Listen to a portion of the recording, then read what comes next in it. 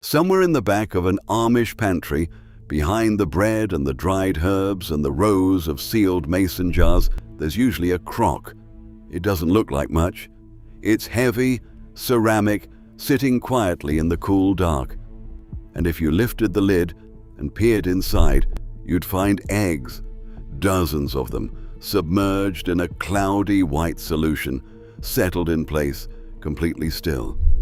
Those eggs might have been put there in April when the hens were laying faster than any family could eat. And they'll come out in January, in the dead of winter, when the hens have slowed down and the snow is deep and the nearest grocery store is a long, buggy ride away. They come out fresh, the same as the morning they were laid. This is water glassing, and it is one of the oldest, simplest, and most reliable methods of food preservation that American kitchens have ever known. It doesn't require electricity. It doesn't require refrigeration. It costs about $5 to set up, and it keeps eggs edible for up to 18 months, sometimes longer. Most people have never heard of it, and the reason why is actually a story worth telling. Before we get to the how, let us talk about the why, because something happened in this country that quietly erased a skill that millions of families had used for generations. Eggs used to be a seasonal problem. Spring and summer, the hens laid abundantly, more eggs than any family could use. But come fall, as the days grew shorter and the temperatures dropped, production slowed. By January and February, a farm might get almost nothing. And that gap between the abundance of spring and the scarcity of winter was a genuine food security problem that every family had to solve. Water glassing was the answer. Families would preserve their surplus eggs in April and May, tuck them away in a cool corner of the cellar, and draw from that supply all winter long. It was not a clever trick. It was just how things worked. Then refrigerators arrived. Then grocery stores got cold chains. Then commercial egg production scaled to the point where a consistent supply of fresh eggs became available 12 months a year. And because the problem water glassing solved seemed to disappear, the solution disappeared with it. The knowledge didn't die. It just stopped being passed down. And now, a few generations later, we find ourselves in a moment when EGG prices hit $6.23 a dozen in March 2025, a record high driven by a bird flu outbreak that has affected flocks containing over 138 million birds. Store shelves went empty. Some areas saw prices push toward $9 a carton. And somewhere in all of that, a very old question came back into focus. What did people do before they were this dependent on the supply chain? The Amish, of course, never stopped knowing the answer. Here's what makes water glassing work, and it starts with something the hen does herself before the egg ever leaves her body. In the final moments of an egg's formation inside the hen, just before it's laid, her body coats the shell in an invisible protective layer. Farmers call it bloom. Scientists call it the cuticle. Either way, it is one of nature's more elegant solutions to a difficult problem. An eggshell has up to 17,000 microscopic pores running through it. Those pores allow the exchange of gases necessary for a developing chick, but they also create a pathway for bacteria to enter the egg from the outside. The bloom seals those pores. It creates an AIR-tight antimicrobial barrier that keeps the inside of the egg protected from the world outside. And it does one more thing that most people don't know. When the bloom coats the shell, the egg rotates inside the hen's body so that it exits the nest blunt end first. The bloom is the lubricant that makes that rotation possible. By the time the egg lands in the nest, it already has its armor on.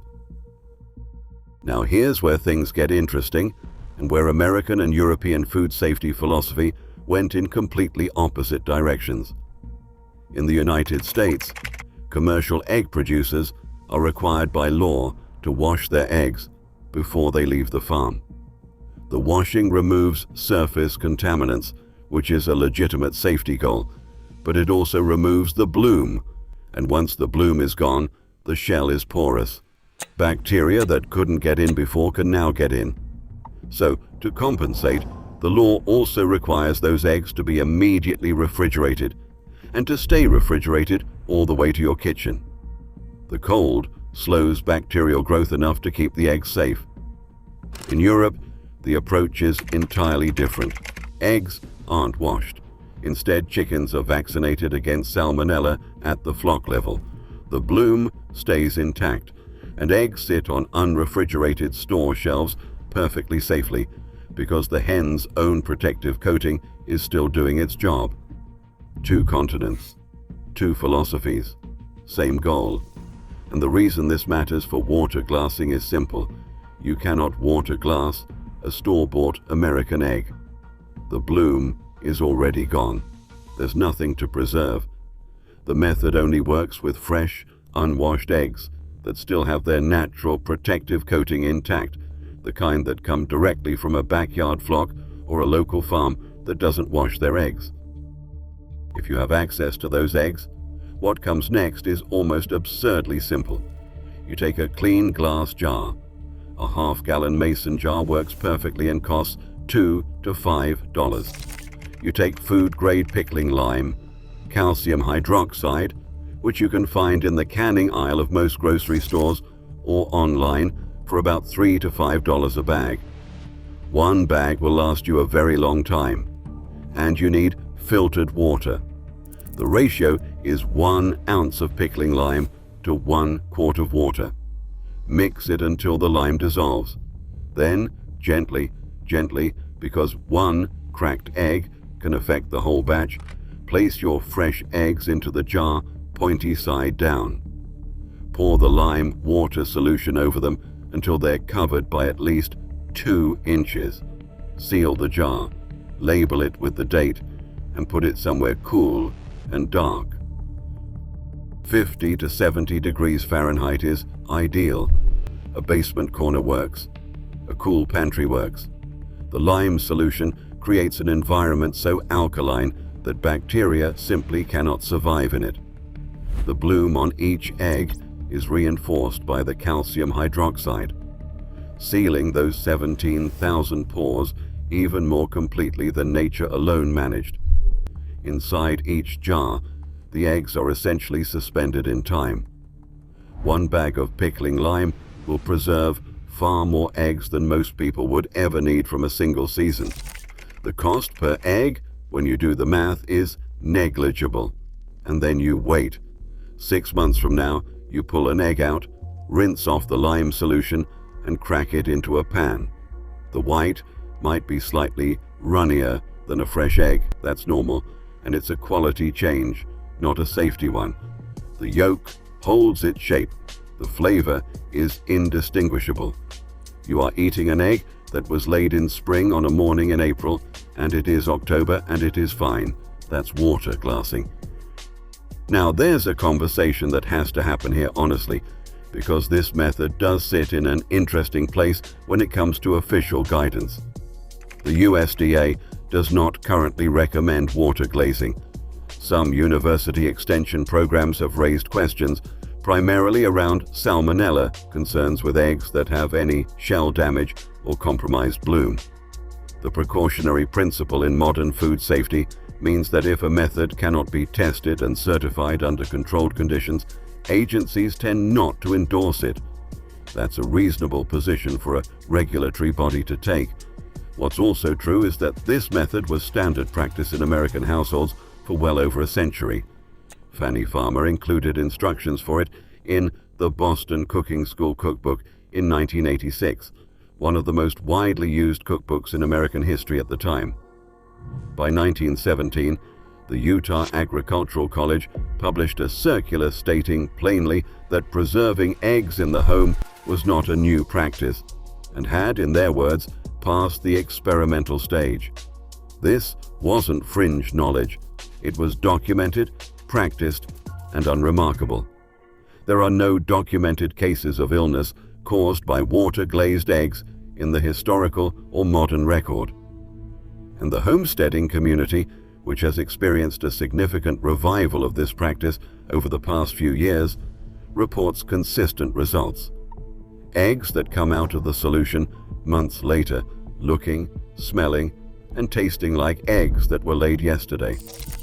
The honest position is this: the method has a 200-year track record. The science of why it works is well understood, and the key safe requirements are straightforward: fresh eggs with intact bloom, no cracks, food-grade pickling lime, clean jars, and proper storage conditions. Anyone curious about the method in more depth should look at the historical record. It tells its own story.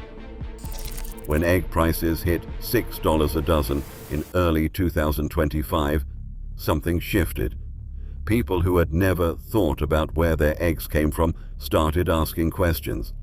People who had always bought their eggs at the grocery store without thinking twice suddenly found themselves standing in front of an empty shelf or looking at a price tag that made them pause.